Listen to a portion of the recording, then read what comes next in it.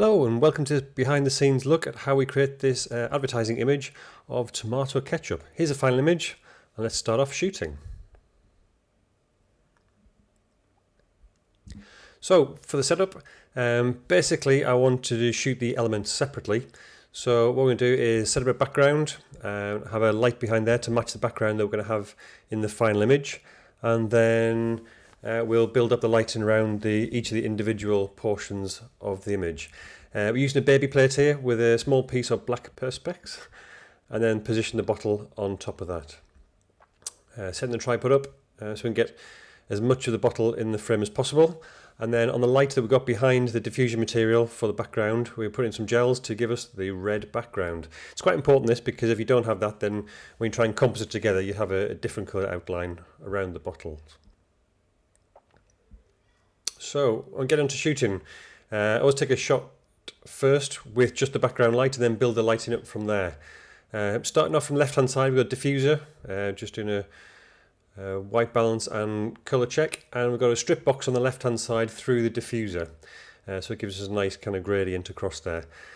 Started playing with ideas on the right. I wanted a kind of similar sort of gradient, but started off with a snoot through the diffuser, but this kind of give a really harsh light, as you can see there in the actual images. It's reflecting off the label, there's not much on the glass, it just isn't the sort of look I'm looking for. So from there I kind of move to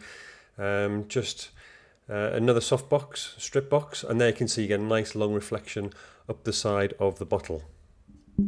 Now, trick is from now just to play around with both the intensity and position of both the lights to get the gradients that we wish to see on both sides of the bottle.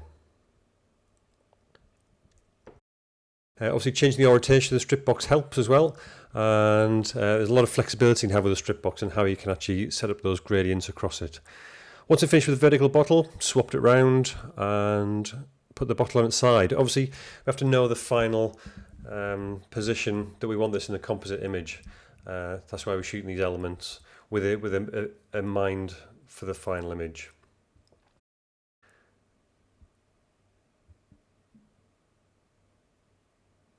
As you can see here, we're trying lots of different white and black cards to get different reflections. Black cards often quite helpful to give us a additional edge along the side of the bottle. Even try and use a separate speed light here to get a bit of light in the top. But what I found best was obviously that vertical position on the right hand side gives us a nice gradient across that neck of the bottle. And then we just stack the images, so take a whole number of them ready to put into post-production. So once the shooting's finished, come on to the retouching. First thing is to outline the bottle with a pen tool, and then from there we'll cut it out from the background. Obviously don't need the top, because in the final image there will be no top on the bottle. There we go, so we've got our rough cutout ready.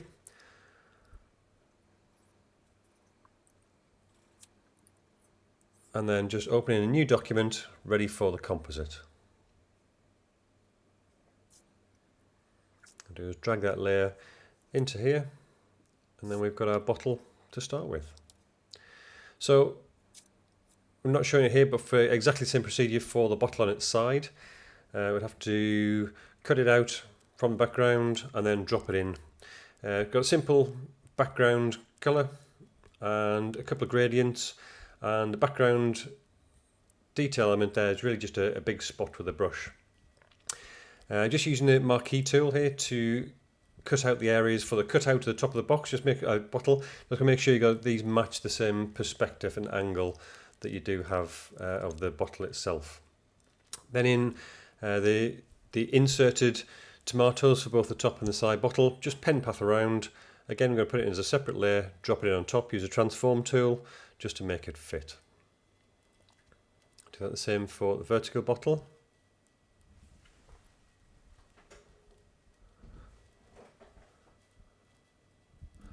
And then position the elements as you want to see. Simple brush, dab, and then you can make a shadow underneath both of these, and a little more brushwork on the side bottle. And from then, again, cut out the tomatoes, drop them on, and then we can just take that selection and make it into a shadow.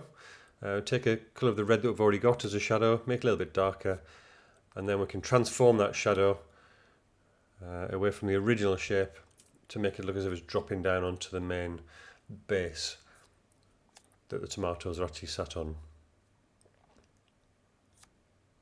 One of the big secrets of shadows is you always want to use multiple layers, so end up duplicating this layer and then brushing a little bit back in, because there's a lot more depth and kind of gradients across shadows. And this is a really basic way of doing it, but it's kind of effective. So there, just kind of blur that selection, and then we can drop the opacity of that.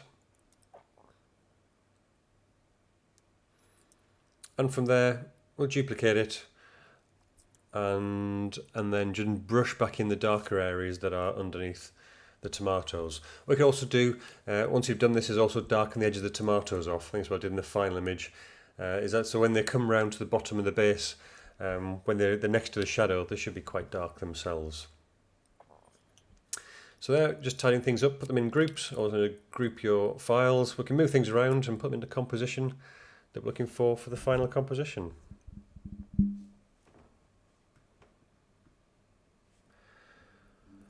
And one of the things I did do for the final image that I haven't got shown here is the white area around both of the areas where I've cut out the tomato. All I did was fill that area in using colours that are taken and sampled from areas of the glass around that, just to make it look like a thicker piece of glass and you're seeing through the glass.